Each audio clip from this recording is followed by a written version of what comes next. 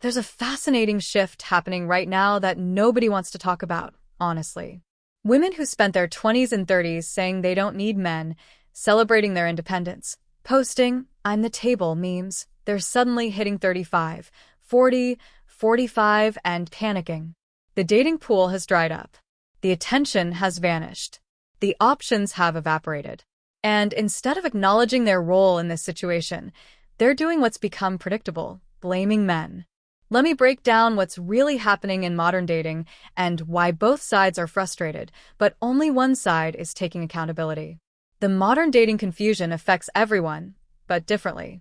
Some women complain men don't approach anymore, while men explain they've been told for years that approaching is harassment.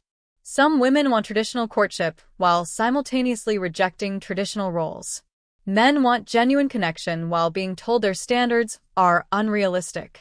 Everyone's standing around waiting for the other side to make the first move. And nobody's moving. I see this standoff everywhere. Coffee shops, gyms, bookstores, men and women existing in parallel universes. She's thinking, why won't anyone approach me? He's thinking, I'm not risking being called a creep. She's wondering where the confident men went. He's wondering when confidence became toxic masculinity. The result? Nobody connects with anybody. Men's hesitation to approach isn't about lack of interest. It's about risk management. Every approach could go viral as harassment. Every compliment could be taken as objectification. Every attempt at conversation could be screenshot and mocked in a group chat. Men aren't scared of rejection anymore. They're scared of reputation destruction. A client told me he stopped approaching entirely after a woman filmed him asking for her number and posted it online with, "Men need to leave women alone." He was polite, respectful, took the rejection gracefully, didn't matter. His face was all over social media. Being called a predator for asking for a phone number at a social event where people go to meet people. The complaints about inconsistent signals from women are universal among men. She makes eye contact, smiles, plays with her hair. Universal signs of interest, right? Wrong. Approach her, and suddenly you misread everything. She was just being friendly. You're presumptuous. You should have known better. But how? The signals said yes. The response said no. Men describe this pattern constantly. The look that says, "Come over," followed by the reaction that says, "How dare you?" The smile across the bar followed by the cold shoulder. The flirting online followed by ghosting in person. It's exhausting trying to decode signals that apparently mean nothing. The rise of distrust between genders has reached critical mass. Some women accuse men of lacking commitment while celebrating their own independence. Some men accuse women of lacking accountability while refusing to communicate their needs. Both sides have valid complaints, but nobody's listening because everyone's too busy defending. The gender expectations clash is creating impossible situations. Many women want a traditional provider husband, but reject traditional wife duties.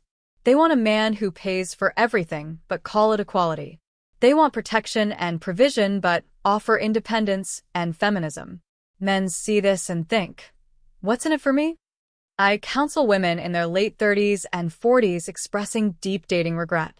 They prioritized career, travel, finding themselves valid choices. But they assumed men would be waiting when they were ready. Now they're successful, established, ready for family, and the men their age are dating women 10 years younger. Suddenly the independence doesn't feel so empowering. One woman, 42, executive position, beautiful apartment, told me through tears, "I have everything I thought I wanted except someone to share it with." She spent 20 years being told she didn't need a man. Turns out she didn't need one, but she wanted one. And now the ones she wants don't want her. The independent woman backlash is real. Women who spent years saying, "I don't need a man," are now saying, "I want a soft life." They want to be taken care of after years of taking care of themselves. But men who heard, "You're not needed" for a decade don't suddenly feel needed just because minds changed. These women embraced corporate hustle culture, climbing ladders, breaking ceilings, noble goals. But now they're burnout and want someone else to carry the load. Problem is, the men who could carry that load are looking for partners who never rejected that dynamic in the first place. A client's ex-girlfriend perfectly embodied this. Strong, independent woman throughout her 20s, mocked traditional relationships, said marriage was outdated. Hit 34, suddenly wanted a wedding, babies, white picket fence, expected him to seamlessly transition from progressive boyfriend to traditional husband. He left instead. Dating apps damaget courts hit. Men feel apps turned dating into a meat market where they're commodities. Women feel men stopped putting in effort because apps provide endless options. Both are right. Apps amplified the worst aspects of dating. They created a paradox of choice. Why work through problems when you can swipe right on someone new? Hypersexual culture has left both sides mistrusting each other. Casual intimacy cheapened real intimacy. Wanting attention without responsibility has become a norm. Thirst traps, but complaints about low-quality men in DMs. Dressing provocatively, but demanding not to be sexualized. Wanting desire, but not approaches. The contradictions pile up. Men's fear of legal and financial risk is real. Divorce statistics, custody defaults, alimony. It's logical caution, not fear of commitment. Some women accuse men of lacking masculinity without realizing the mixed messages men navigate. Daily. Be masculine but not toxic. Be emotional but not weak. Be a leader but ask for consent. Be traditional but honor independence. It's a rulebook written in disappearing ink. Some men accuse women of entitlement, demanding expensive dates, long lists of requirements, high expectations with no reciprocity. Both sides feel undervalued. Both sides resent each other. And the resentment feeds the cycle endlessly. Online gender communities make everything worse. Red pill paranoia. Female dating strategy manipulation. Everyone treating relationships like warfare. Social media distorts standards until average people think they deserve exceptional partners. The hypocrisy in dating standards is laughable. Women demanding tall men while ignoring their own flaws. Men wanting virgins while having high counts themselves. Everyone wanting more than they offer. Hostility fills the gap left by genuine connection. Women who hit the wall then blame men are dealing with a reversal of power. Their youth gave them leverage.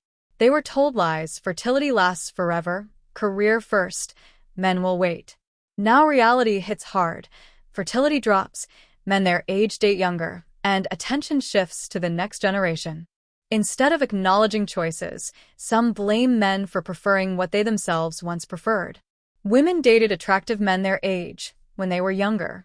Now those men are doing the same. Some women spent their prime years with men who wouldn't commit.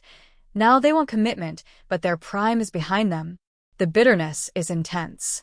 Dating coaches selling high-value woman at 40 fantasies are predatory. Men are simply choosing logically. Why commit to someone who only wants you when her other options ran out? Shaming men's preferences, calling them immature or predatory, won't work. People want what they want. Attraction isn't negotiable. Though where have all the good men gone? Articles ignore reality. The good men are avoiding women who rejected them for years. The foreign women dynamic terrifies Western women. Men aren't leaving because they want servants.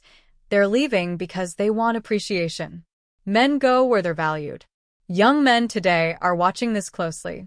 They won't be the retirement option. They won't fund someone's second chance after her fun years. Age gap relationships grow because both sides benefit. Calling it grooming is often projection. Women who spent their 20s partying are now panicking in their 30s. Egg freezing, career burnout, loneliness, reality catching up. The boss babe to trad wife pipeline is real, but often based on exhaustion, not values. Men can feel the difference. Gaslighting men about their preferences is intense.